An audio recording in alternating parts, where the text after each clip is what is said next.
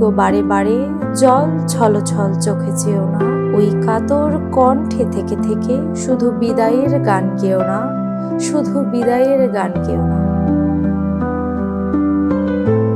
জাতীয় কবি কাজী নজরুল ইসলামের বিদায় বেলায় শিরোনামের এই কবিতা দিয়ে ফেসবুকে দাদি বেগম জিয়াকে স্মরণ করলেন জাইমা রহমান। কবিতার সঙ্গে তিনি একটি ছবিও শেয়ার করেছেন। এতে দেখা যায় দাদির সঙ্গে মুখোমুখি বসে আছেন জাইমা। তার কথা প্রয়াত বিএনপি চেয়ারপারসন বেগম খালেদা জিয়া মনোযোগ দিয়ে শুনছেন।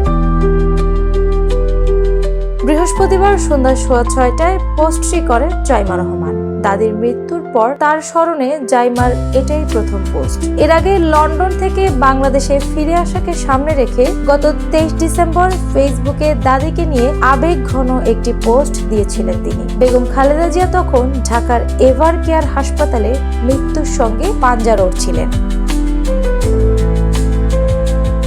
খালেদা জিয়া অসুস্থ অবস্থায় গত বছরের জানুয়ারিতে যুক্তরাজ্যে গিয়েছিলেন। জাইমা রহমানের শেয়ার করা ছবিটি সেই সময়ের পরবর্তী কোনো সময়ের বলে ধারণা করা হচ্ছে।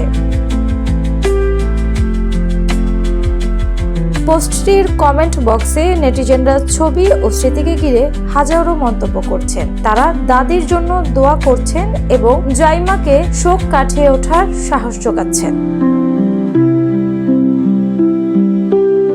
আনি আক্তার, বাংলা বাজার পত্রিকা।